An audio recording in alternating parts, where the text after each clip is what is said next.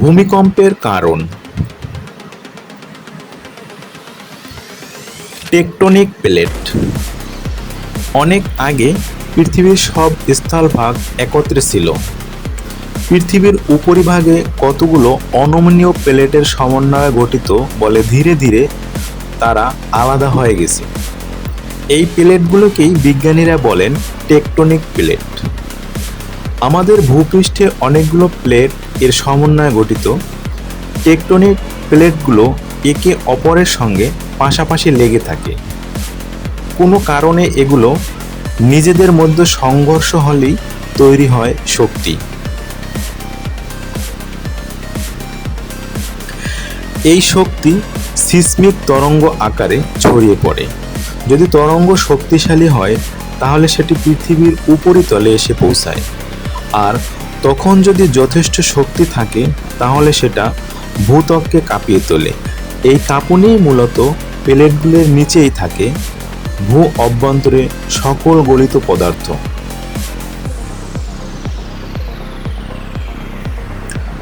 কোনো প্রাকৃতিক কারণে এই গলিত পদার্থগুলো স্থানচ্যুতি ঘটলে প্লেটগুলোরও কিছুটা স্থানচ্যুতি ঘটে।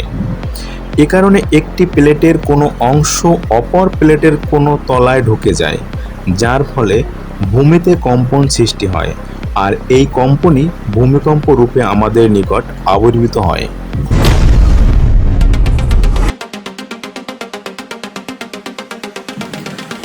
আগ্নেয়গিরি। কখনো কখনো আগ্নেয়গিরি ও গলিত লাভা উৎক্ষিপ্ত হওয়ার কারণে ভূমিকম্পের সৃষ্টি হতে পারে।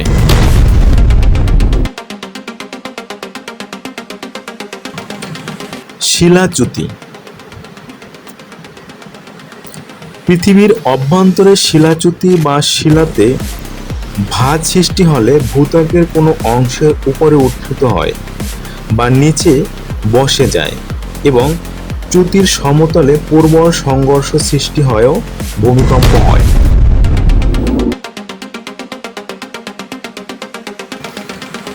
ভূপাত। কোনো কারণে পাহাড় পর্বত হতে বৃহৎ শিলাখণ্ড ভূত্বকের উপর ধসে পড়ে ভূমিকম্প হয়। সাধারণত ভাঁজ পর্বতের নিকট অধিক ভূমিকম্প হয়।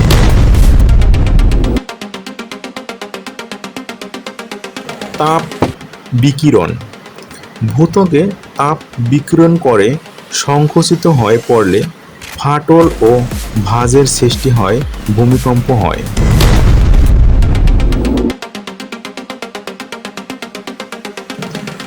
ভূগর্ভস্থ বাষ্প। নানা কারণে ভূগর্ভে বাষ্পের সৃষ্টি হয়। এই বাষ্প ক্রমাগত বৃদ্ধি পেলে তা ভূত্বকের নিম্নভাগে ধাক্কা দেয়, ফলে প্রচণ্ড ভূকম্পন অনুভূত হয় এবং ভূমিকম্প হয়।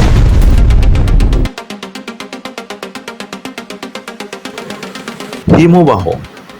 কখনো কখনো প্রকাণ্ড হিমবাহ পর্বতগাত্র হতে হঠাৎ নিচে পতিত হয়। এতে ভূত্বক কেঁপে ওঠে এবং ভূমিকম্পর সৃষ্টি হয়, ফলে ভূমিকম্প হয়।